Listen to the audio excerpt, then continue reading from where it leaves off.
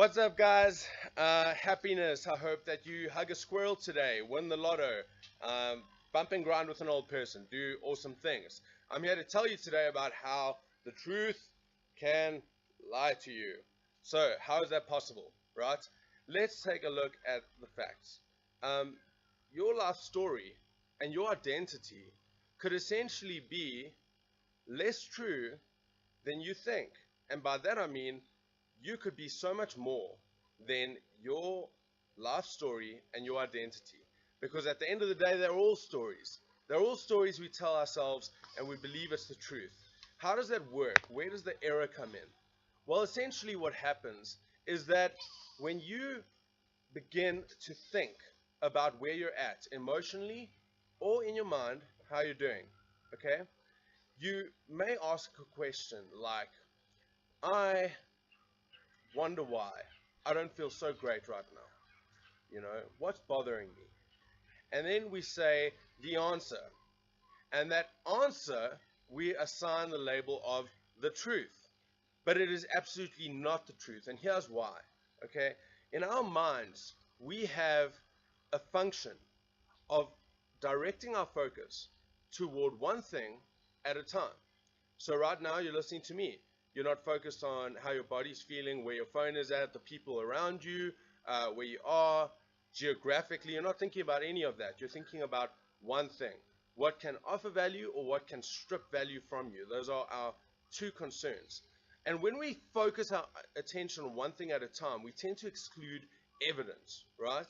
So when we say that answer, and life being life with things so fast paced, we say the answer as quickly as we need to move along with stuff, okay?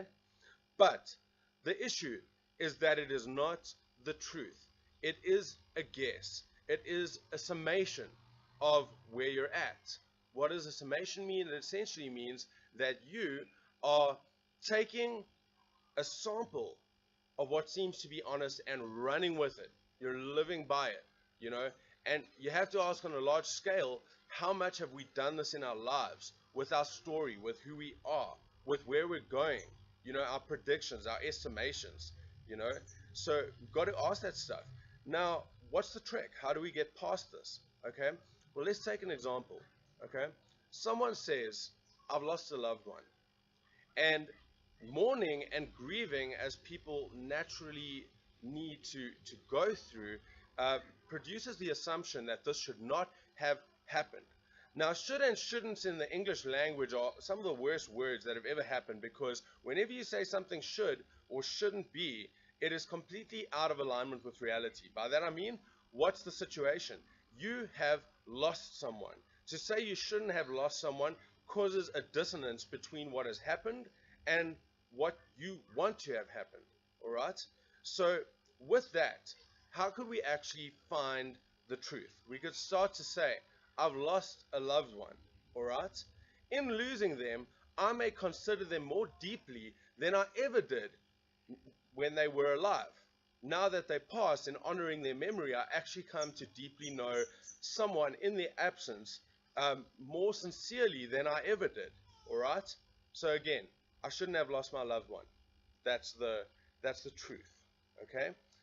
Another one is, should it be the case in our lives that all of our loved ones surpass our lifespans?